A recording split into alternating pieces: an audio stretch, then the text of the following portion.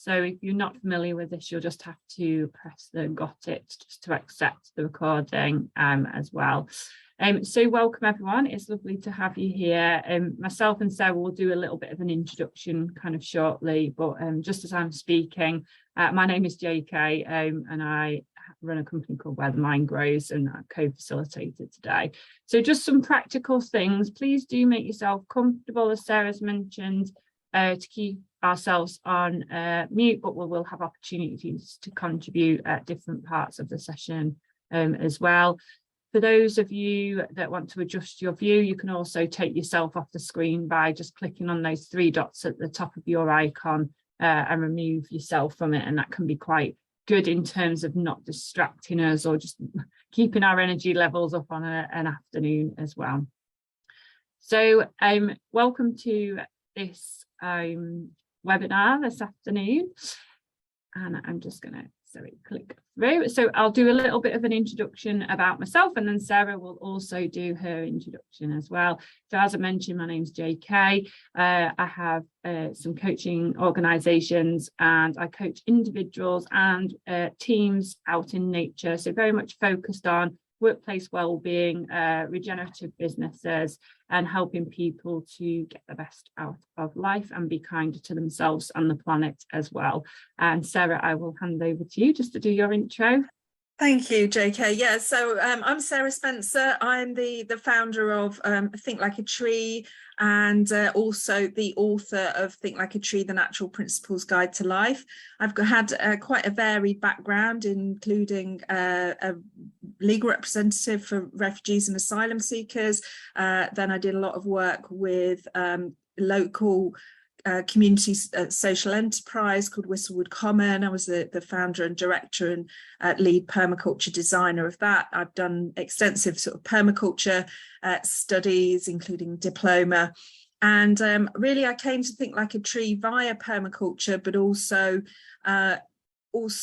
as a result of my own chronic ill health. So I live with a long-term illness. And what I found was this approach, which is we'll tell you about kind of over the webinar, but this approach of learning from nature is hugely beneficial for myself in terms of my health, but then also wanted to share that with other people. And that's when I founded Think Like a Tree, which started out as supporting individuals, and now has brilliantly with the network that's grown of Think Like a Tree facilitators, including JK, has also branched out into supporting businesses and organisations with this regenerative approach, which is what we're going to talk about today. And we'll talk a little bit more about the Think Like a Forest programme, but just to introduce that, this programme was came out of a collaboration between myself and JK, and ran for the first time in May this year. So it's a 2-day programme that we'll tell you more about later on in the webinar. And it's for businesses and organisations of all type. Realistically, we usually attract purpose-led businesses, but of all sizes and types. So the business model itself and legal structure is not important. It's more about any organisation can learn from this regenerative approach. We were kindly funded by the National Forest Company to develop this programme, and it's fantastic. We're now repeating that again coming up in October, and then also offering consultancy and other wellbeing services, for example, for organisations, again all with a nature connected and nature inspired theme. So some of the things that we're going to cover today, I'm not going to read them out verbatim for you, but we're going to think about, this old versus new kind of regenerative approach, like the new paradigm, and give you some different ideas about how to either start out or continue that regenerative approach. We'll be looking at the benefits for your organisation in adopting that, and at the heart of everything that Sarah and I do is really about these being nature inspired with the view of how it can benefit both ourselves and the natural world as well. And we'll also introduce an element of 10 strands, which is something that we discuss in the Think Like a Forest programme. So you'll get a bit of a flavour of that today as well, and hopefully be able to leave with some ideas and inspiration at the end of the session. So I'm going to kind of kick off. We're just going to introduce you, I guess, to some of the backstory, some of the motivations around why regenerative has come about and why it's something that both Sarah and I are kind of utilising within our approaches and supporting other organisations and individuals today. Now, I'm not going to go into the finer detail of this today. It's really just to introduce you to kind of the outer layer of this, and you'll notice that Sarah and I make mention a lot to inner and outer and the connections between that, and that's something that's really important to a regenerative approach. But beginning with the bigger picture, the UN developed these Sustainable Development Goals, inspiring sort of particularly the bigger organisations, but definitely something that all purpose-led businesses can be aware of and take on. I work with organisations who will actually embed these into their strategies, and using that alongside regenerative approaches will maybe focus on particular 1 to 3 each year in terms of how they can contribute to the Sustainable Development Goals. And they really are like the wider kind of outer layer of what's inspired a lot of regenerative movements as well. So donut economics is another approach that we really love. So the definition of sustainable has certain problems we perceive associated with it, and not least because, so I'll give you the definition. So the United Nations in 1987 defined sustainability as meeting the needs of the present without compromising the ability of future generations to meet their own needs. And that's great as a starting point, but obviously it's very, very human centric, and also it often uses ecosystems as a how they can be used by humans. So we want to explore different approaches. So I'll talk about regenerative in a minute, but donut economics is a really good way of perceiving the needs really of ecology versus the needs of humans. And we've got this donut, which is the green area in the middle of this slide. Beyond that, we've got this ecological ceiling. So this is the UK's donut at the moment, and if you go on this website, then you can have a look at the donuts for lots of different countries around the world. You can see that with the red that the UK has exceeded this ecological ceiling on on multiple fronts. But what we've also got is a social foundation, which is in the middle. So the social foundation is, if there's red within that, then we're looking at where human needs are not being met. So we're balanced. It's a balanced approach between ecological needs and human needs. And of course, what we believe is that they're intrinsically linked anyway. So this is just to flag up another way of looking at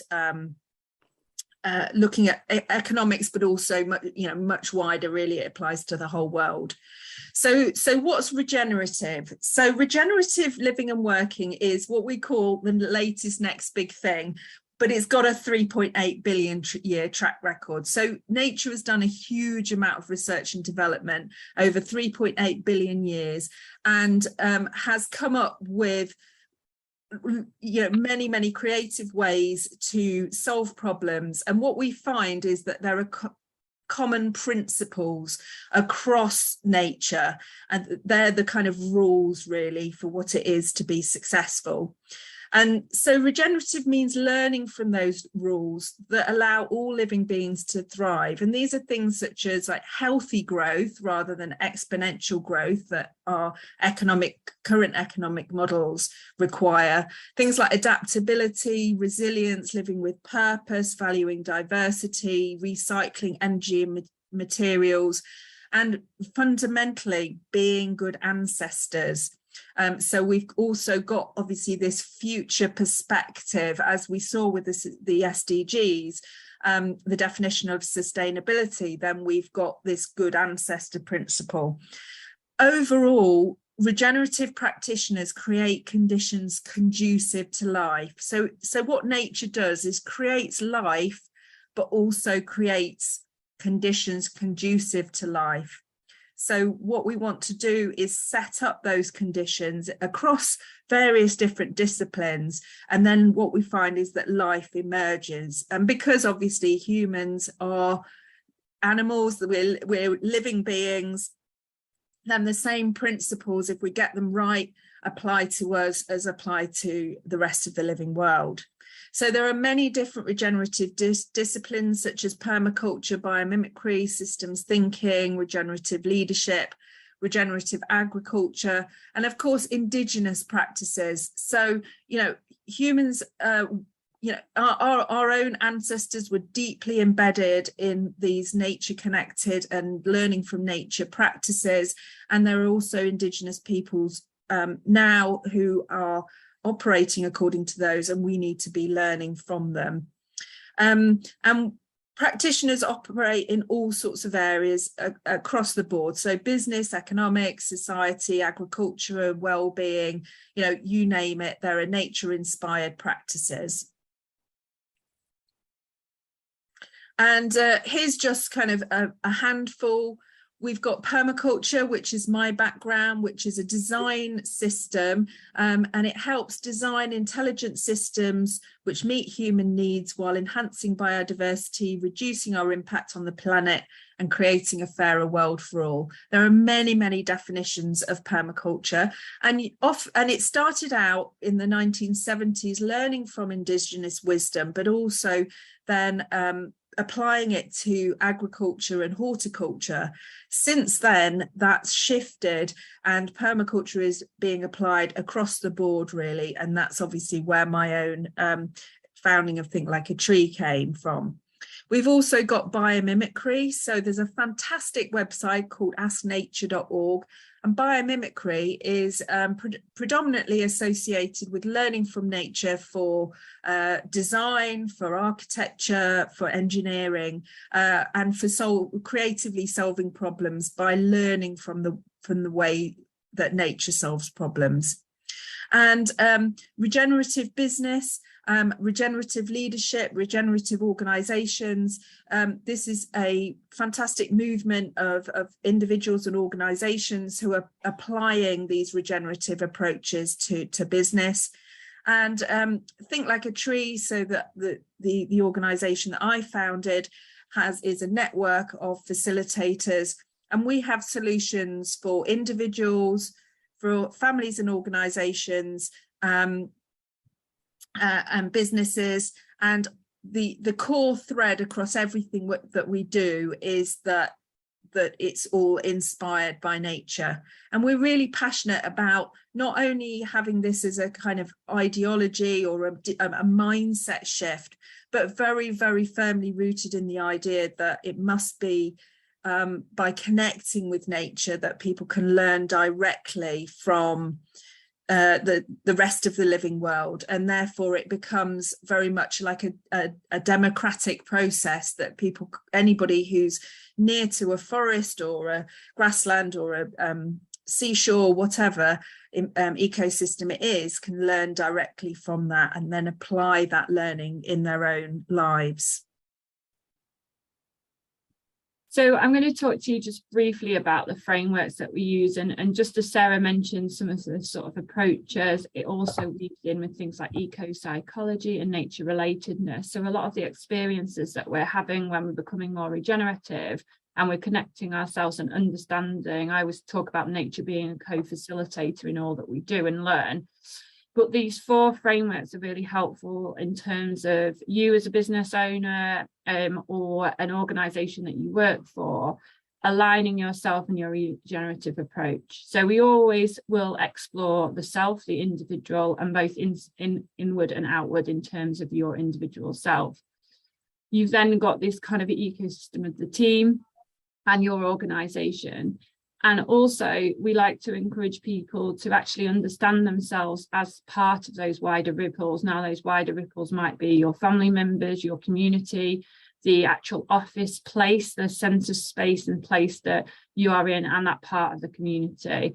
And as we begin to see ourselves through these kind of 4 frames, and we explore that in some way and use this as a bit of a focused framework for regeneration, then you can really begin to see the interconnectedness. And of course, in that wider ripple is nature as well. So regenerative invites us to step away from the ego model that we've very much as humans become familiar with, where we see ourselves as the sort of dominant species at the top. And the eco model looks very much more at ecosystemic kind of approaches and seeing ourselves as interconnected and understanding how every action that we take in our business, in our life, is part of that bigger web of life as well. So it's about shifting that paradigm and helping your staff, yourself, to kind of shift away from that. So some of the stuff that's really informed a lot of the approaches that Sarah and I use come from Laura Storm and Giles Hutchins' approach to regenerative leadership. And one of the things really that as you become a regenerative business and you take that transition into that is understanding this separation that has occurred for us as humans. So we've really kind of created the separation between nature and man that happened very much through evolution and the industrial advancements, where we went much more into a mechanistic way of thinking. And you can really see us transition even in things like literature, where there was very much, nature-based literatists were called romantics, and it was romanticized to be out in nature, and it became the other part of us. So regenerative works towards reconnecting that.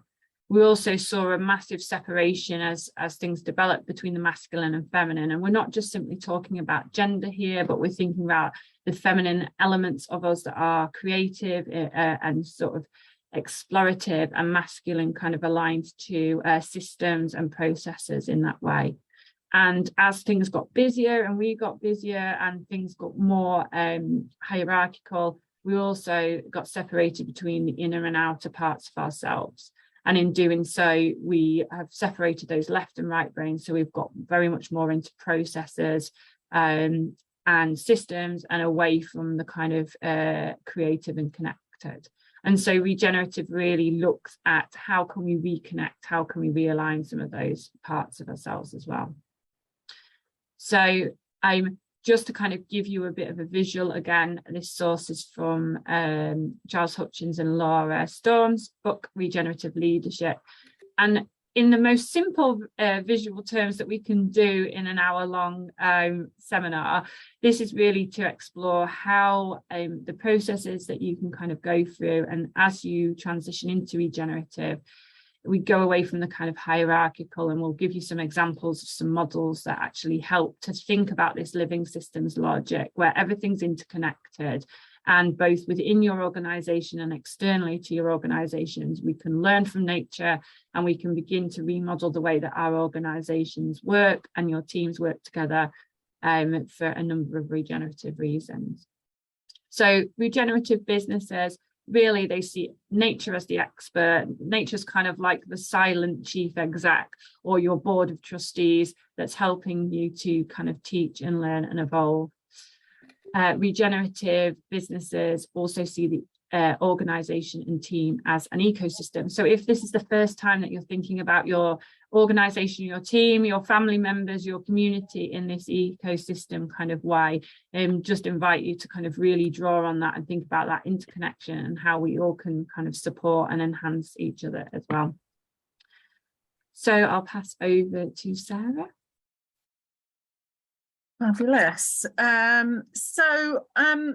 What we wanted to do now is to invite you to use the chat, And if you could put in,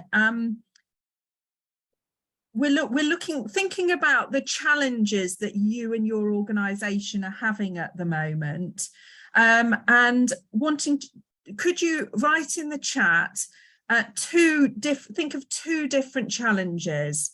So the first challenge is to think about an outer challenge in your organisation. So that might be something to do with, you know, your suppliers, your customers, your buildings, systems, etc. And then that would be one type of challenge that you've had maybe over the last year or so. And the second type of challenge, is the inner challenge.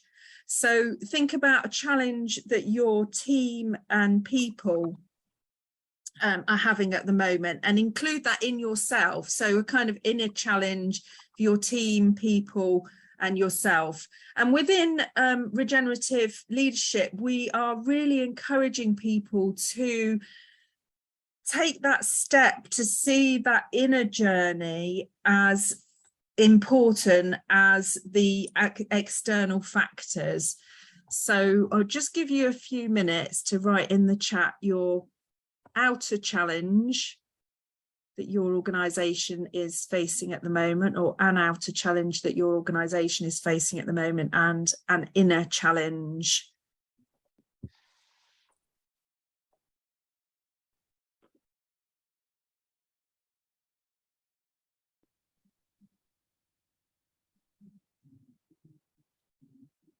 So Felicity's contributed. Outgoing one is around ongoing technology challenges, and the inner how to help nature and the planet. Someone's actually having a very outer impact at the moment. They're experiencing a storm. Sarah, Kim is. So oh right, Kim's in Canada. Yeah. Yeah, well, that's it. Definitely a huge amount of businesses have been affected by climate, weather. Yeah.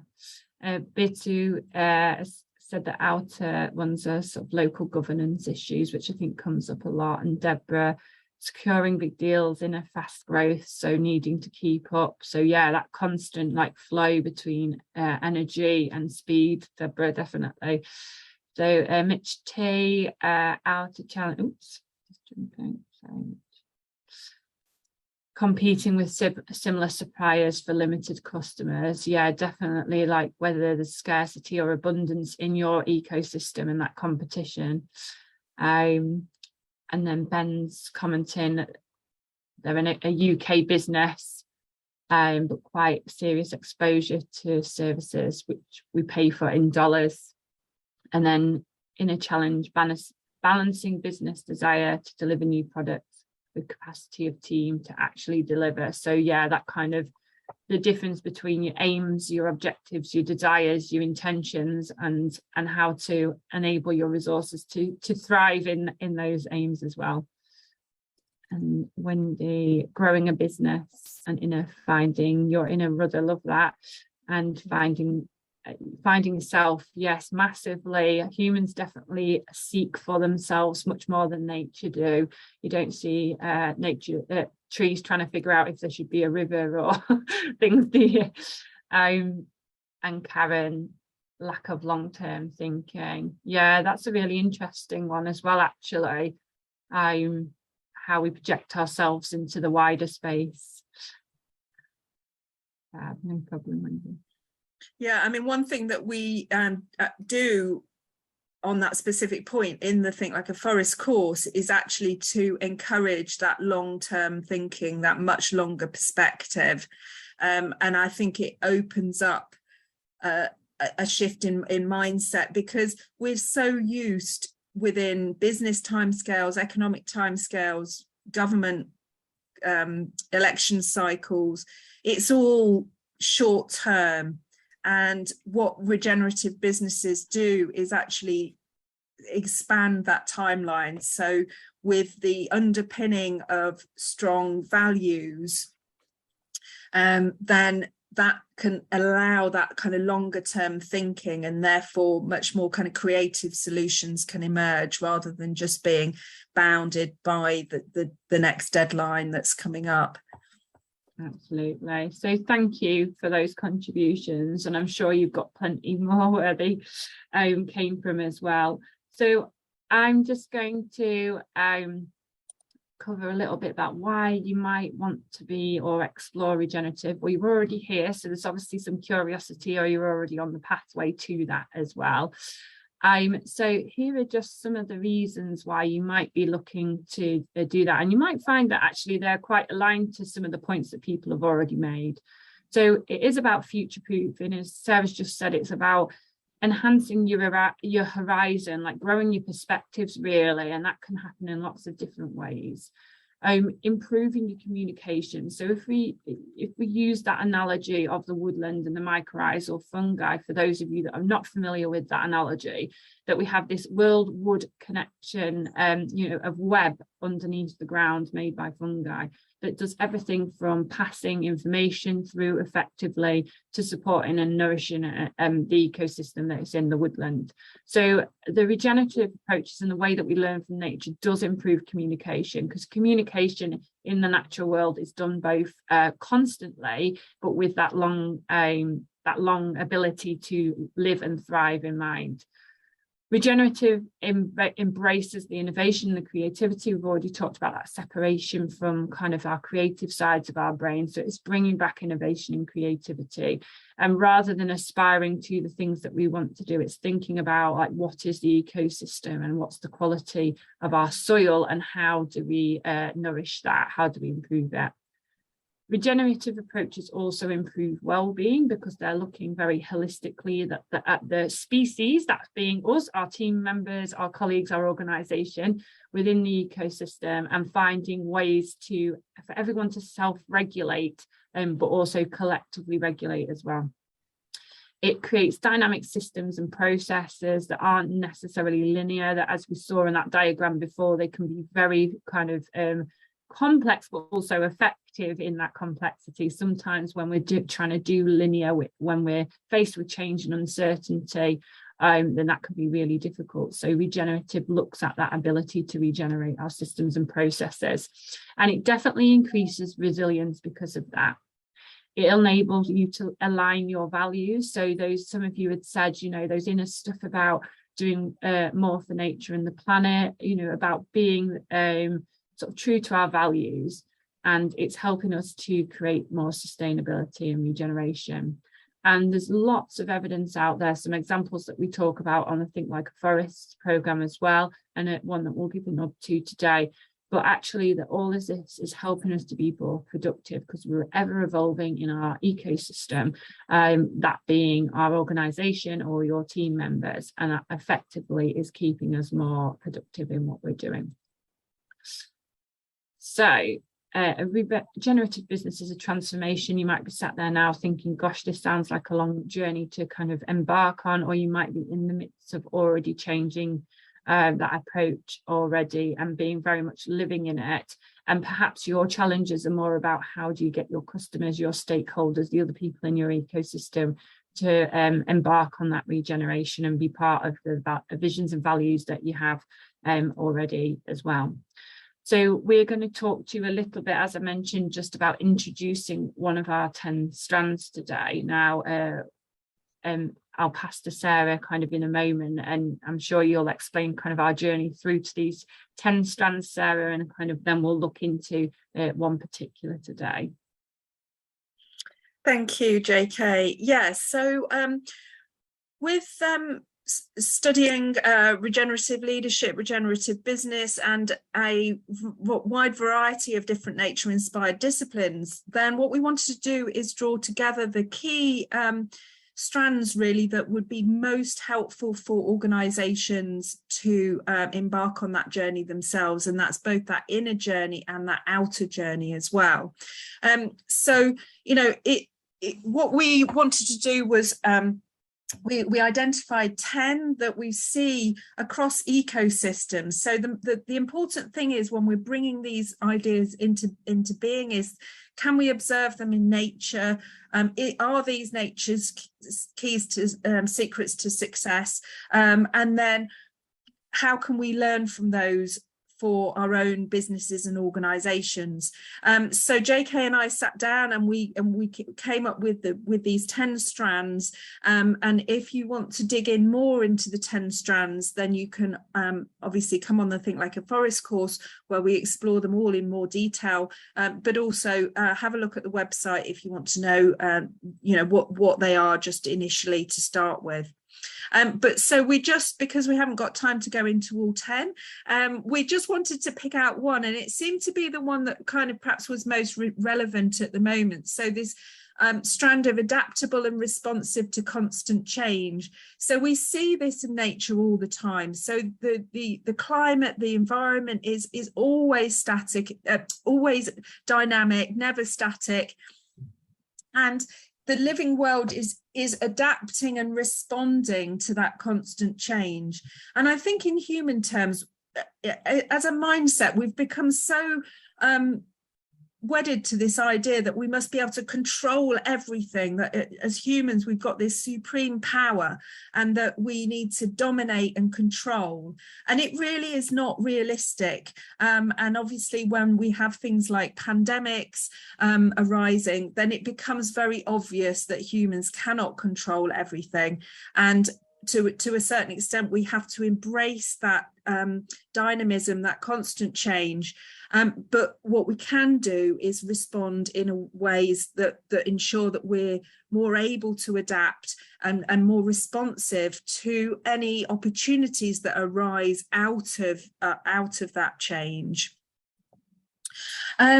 So we wanted to let you spend a couple of minutes imagining that you're in a natural space. Now, obviously, we're all in front of computers, but actually we've done this activity hundreds of times, and we find that people generally can do this by just using their imagination. So imagine that you're in a lovely woodland, or maybe it's a space that you know personally. And or what examples? What was that? I said even this space on the screen. Even this space on the screen, yeah. If you're not good at visualizing in your mind, it's a lovely, yeah, that's lovely, that photo. So spend a couple of minutes thinking, what examples have you seen over the last 3 years of nature adapting to change? And obviously that's been a time of huge change in human terms, but it's actually been a time of change in the whole world ecosystem. So just write some things in the chat that come to mind.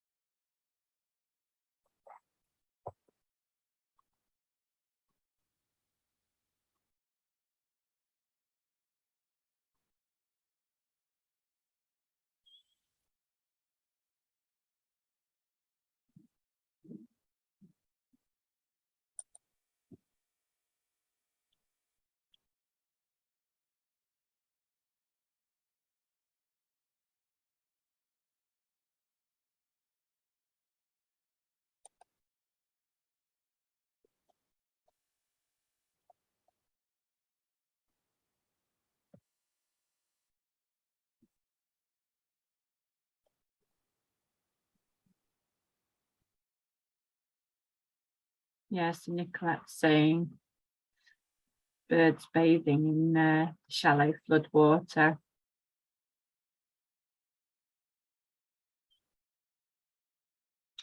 Animals moving closer to cities. Grass regrowing over paths.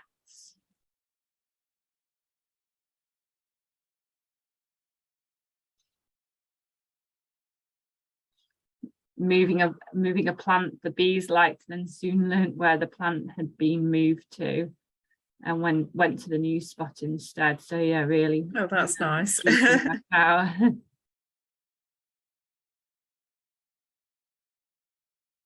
viruses mutating in response to vaccines. Yeah, that's a very true example of nature changing. Yes, warmer and wetter summers. I think we've all felt that this year, haven't we?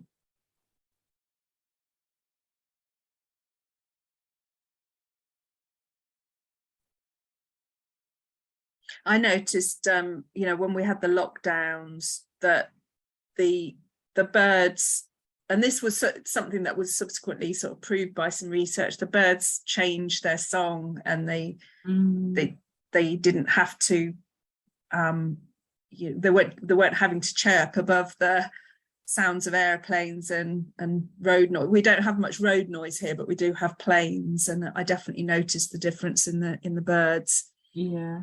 So we've got changing seasonal patterns. Ben saying more plants surviving winter, especially over the last 2 or 3 years. That's really interesting. Vegetation quality deteriorating, bird species disappears, and humans becoming more innovative. Different types of fish in water. Temperatures changing. It's also food for them as well. Yeah, fruit's still growing, and like I've really noticed the differences in my veg crops this year. Yeah, I didn't have much luck with my berries this year either. My courgettes, the slugs are definitely abundant this year, if not. My courgettes aren't, but the slugs are. And yes, we've had this thing called false autumn, hasn't we? So Karen's mentioning like earlier autumn feel. So there's lots of reports saying about this false autumn where the hot weather has then caused the drought and overstimulated a lot of the natural world as well.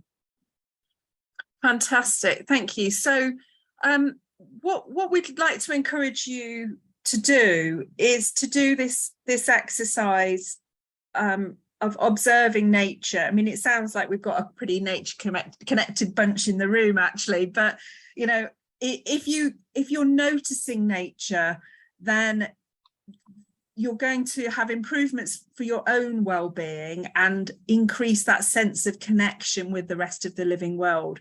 But that also sets you up within your business or organization to be able to learn from nature directly and just think, oh, okay, I can see that's how nature, solves that problem. What could I learn from that for my own business?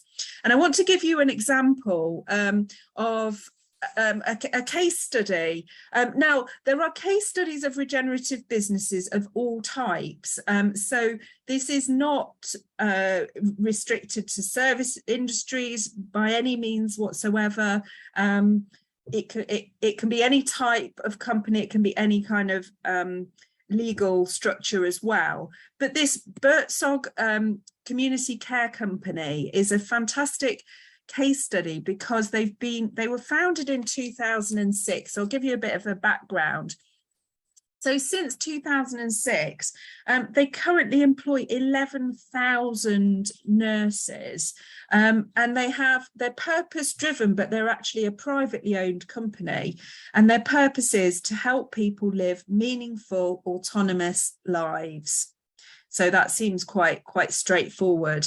But they have guiding principles that are really profound. So humanity above bureaucracy, simplicity above complexity, and practical above hypothetical.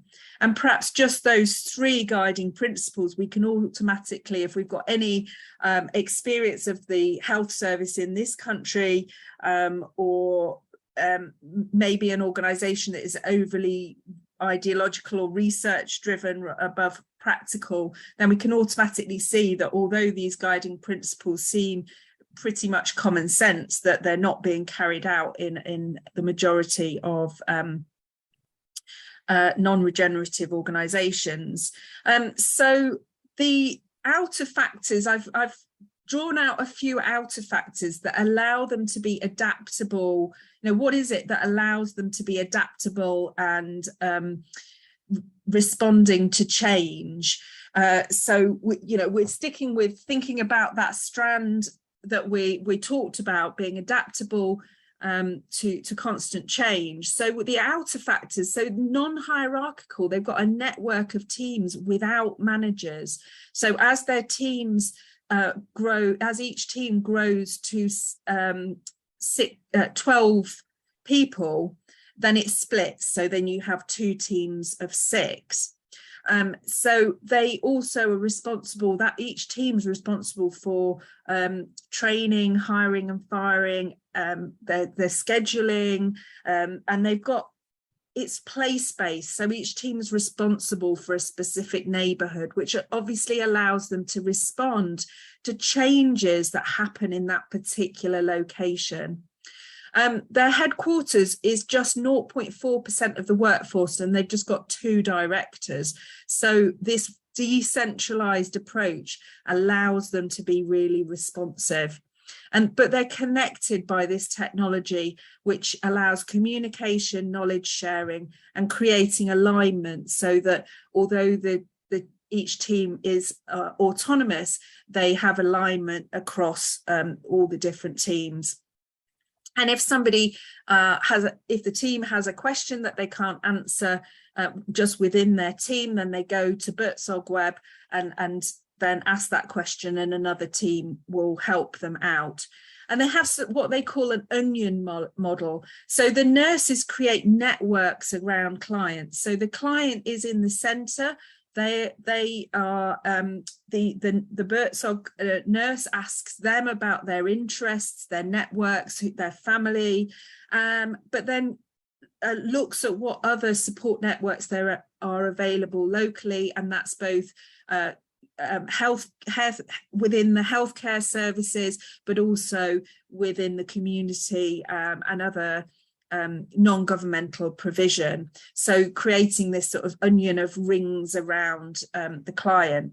And the inner factors are really profound. So we keep repeating that a regenerative journey is a journey of the outer and the inner. So the inner factors are things like the 2 directors, obviously, you know, they are giving an awful lot of autonomy and trust and freedom to the nurses, and of course are richly rewarded then in terms of the well-being, the low turnover, and the innovation of their employees. That at a national level in the organisation, there are 20 coaches. So it's a factor that we see that really a regenerative journey needs coaches, and these can be coaches from outside of the organisation, and that's probably where organisations start, by bringing in an external coach or facilitator, but then also employing coaches within the organisation. So having this transition from external coaches to training up people within the organisation to have this coaching role and a problem-solving role to deal with these inner factors. And the technology is used to gain advice and support, and the directors are they're not sitting above dictating from a top down. They're inviting input and ideas from all their employees, and of course a big trust and relationship builds up between the clients and nurses, which benefits the clients, but obviously it also benefits the nurses as well. And the results speak for themselves, really. So 30% lower staff absenteeism, 50% lower staff turnover, 33% higher client satisfaction, and 67% lower overheads than its competitors. So huge benefits by shifting this model to bring out the best in the people who work for the organisation, and also creating this network, this ecosystem of connection within a community as well. Fab. So we're just going to go over some of the practicalities, I think, about the Think Like a Forest programme as well. If this has sparked your interest and you want to know more about regenerative businesses, or perhaps, as we've mentioned, you're already on that journey, but you're looking for your web and your connection, your little ecosystem of other regenerators that can also kind of support you as well. So Sarah, I think you're doing the practicals, aren't you, about Whistlewood and things like that? Yeah, so this lovely photo is our roundhouse at Whistlewood Common in South Derbyshire. So the next Think Like a Forest programme is coming up on the 13th and 14th of October 2022. But we also, you know, there will be future dates, but also it's something that we can deliver in-house at a location near to you if that is what you would prefer. So therefore, bringing your whole team or a part of your team. And the style really is that we get you involved in thinking about these different strands, these different elements of a regenerative business, and both the inner and the outer journey. So we can look at everything from your products and services to the concerns and worries of your staff, and it's a very relaxed feel. This was May's course, and you can see that we do as much as possible outside, but we've got this lovely organic roundhouse venue as well at Whistlewood in South Derbyshire. So did you want to say something on that, JK? On the who's it's for? Yes, certainly. Yeah. So who is it for? Really, as Sarah's already said, it doesn't matter about what sector you're in or the structure of your organisation, but regenerative businesses or purpose-led businesses that are looking to perhaps create a way that you can learn from nature within your business, perhaps changing your structure, or as Sarah said, you've got a particular challenge that you're thinking, actually, how can I future-proof my organisation? So usually what we would say, and Sarah will kind of mention this a little bit later, is if you're a solo entrepreneur, you don't kind of work with other clients and customers, then you might be more interested in the Think Like a Tree. But the Think Like a Forest is really for organisations and kind of teams who work in various different sectors and would be able to draw some of the regenerative approaches into your business. So you might be a leader, you might be a manager, perhaps the business owner as well, and wanting to bring the dynamic approach into the process. And so you don't feel also that you have to bring your whole team. You can come along yourself and then obviously learn some of this over the 2 days and then take that back into your organisation. Or what you can do at that point is come back to us and say, could you come into the organisation, and then we can roll it out to a bigger team or get them to come along to a future course. So don't feel like you've got to bring your whole team. There's a huge amount of learning just coming on your own, and it doesn't matter where you are either, because the thing that we learn about nature is that there's this creativity going on at all levels, and in organizations we tend to have hierarchies, but we can have innovation and new ideas coming in whatever level you are in the business. So don't feel like you've got to be kind of a leadership or management level. It's very possible to kind of learn this and then to bring it into your organization at whatever level you are. Absolutely. And I think, we've put some of the feedback from the May programme here, but really just what we found is by opening up to different sectors, people with different roles, that is really contributing to the ability to be regenerative in the actual course as well. It's really mirroring those, that kind of concept of that we are all contributors, we can all bring our experience and creativity and innovation into the learning as well. So even though Sarah and I are the facilitators of that programme, we very much see you alongside nature as facilitators as well. Absolutely. Yeah. So also, on the May course, we had like a really diverse range. We had everything from charities to engineering companies to health service to small business owners, you know, a really diverse range. So it really, regenerative business organisation can absolutely apply to anyone. So what's next? So I've mentioned the course coming up. We'll be sending you out a replay. There is on the Think Like a Tree website, if you click on the link that's for businesses and organisations, we have a questionnaire on the 10 strands that you can carry out. So you can carry out your own ecosystem evaluation of your organisation by going to the website, and that will lead you through the 10 strands of an ecosystem inspired organisation with various questions, and you could see which strand you might want to start with. So, you know, all organisations are different. Some strands are stronger than others. Although a regenerative journey does involve looking at all of the strands, because obviously everything's connected, what you can do is just pull out one of the strands to start with, just to kind of take that first step and think about where you can make some changes there. So that's a really good resource, free tool on our website. We can also offer ecosystem mapping, so that we facilitate you mapping your organisational ecosystem and to see where, again, where you can, where the strengths and weaknesses are, where you could put more energy, where you can strengthen connections. And there are also one-to-one and team wellbeing solutions with Where the Mind Grows with JK as well. So if you are a solopreneur, you might have visited the website and seen that we recommend that you start with the Think Like a Tree program rather than the Think Like a Forest program.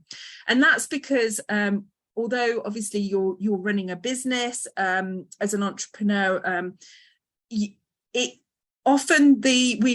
our experience of supporting people who are solopreneurs over the last 5 years, is that often the issues are often more inner issues to do with the individual, and therefore the Think Like a Tree program, which has been successfully used for a long time for people to change careers and grow their businesses, that have a look at that as perhaps a better journey for you. And if you've got any questions, of course, like drop me an email, sarah@thinklikeatree.co.uk, if you've got any questions about which of the courses is best for you. There's also a one-to-one option with the Think Like a Tree program as well, if that's the way you'd like to go.